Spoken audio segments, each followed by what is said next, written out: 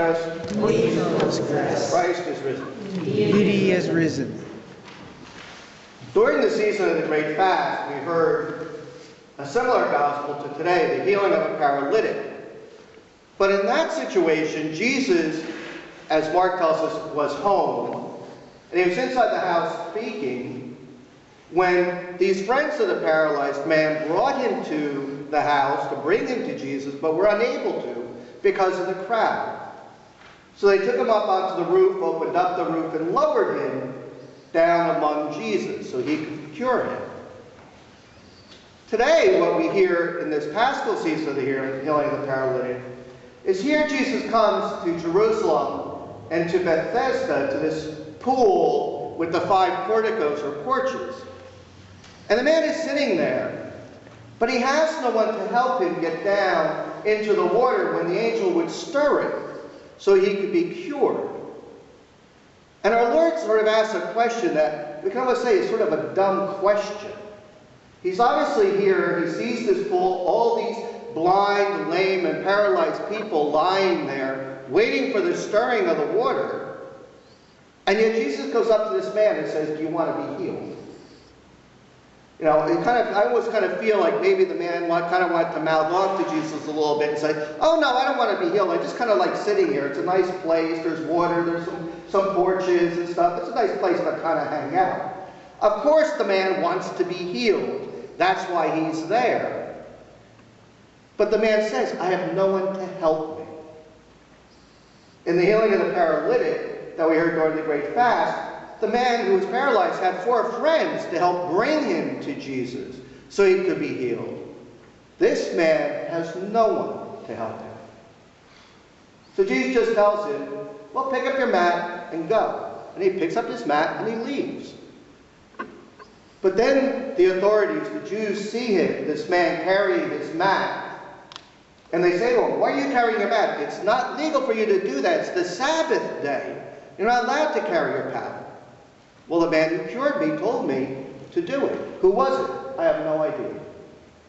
Here, Jesus heals this man. He's healed of this infirmity that he's had for 38 years, and yet he never thought to ask who it was who healed him. He never went up to Jesus, "Who are you that you're able to heal me and make me walk after all this time?" It's only later when he's in the temple, as St. John tells us, that he encounters Jesus, and then he goes to the authority and tells them who it was. But in both cases, we see how the authorities react to the healing of the paralytics. In the first case that we heard during the season of the Great Fast, it's a weekday, it's not the Sabbath day. But after the man is healed, it's because of what Christ says that they react so negatively. Christ says to the man, "Your sins are forgiven you, pick up your mat and go." And they immediately say, "Only God can forgive sins. This man blasphemes."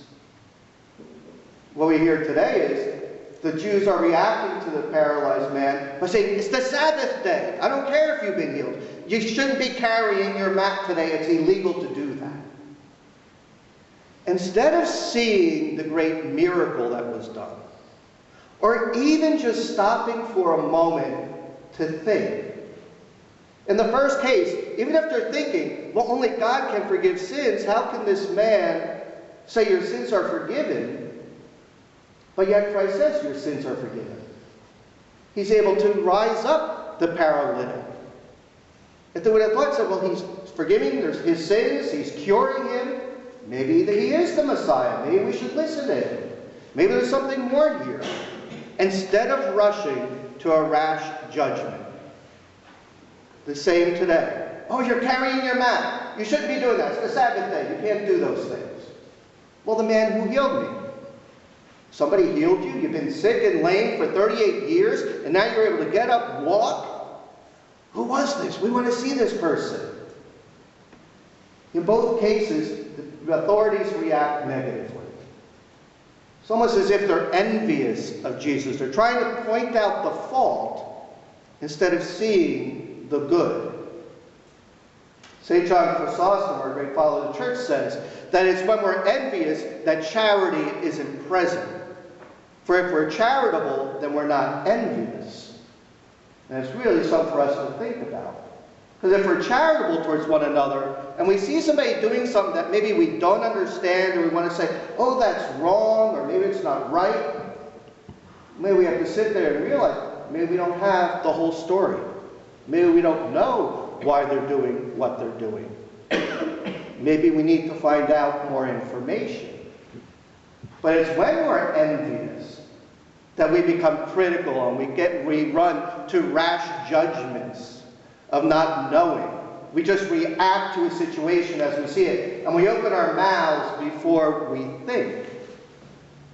If the authorities in both these cases of healing of these paralytics would have just stopped for a moment, would have just wondered at the great healing that is taking place, maybe they would have been able to recognize who Jesus was.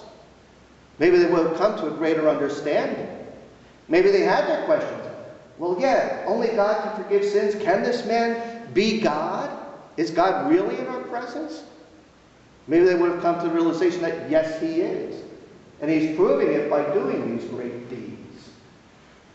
And for us, maybe the question is, before we come to rash judgments on people, maybe we need to think a little bit. We need to be more charitable in trying to understand, in giving somebody maybe the benefit of the doubt, that what they're doing for a reason that we might not understand, and not be as critical. Christos rishtayev. Christ is risen. Christos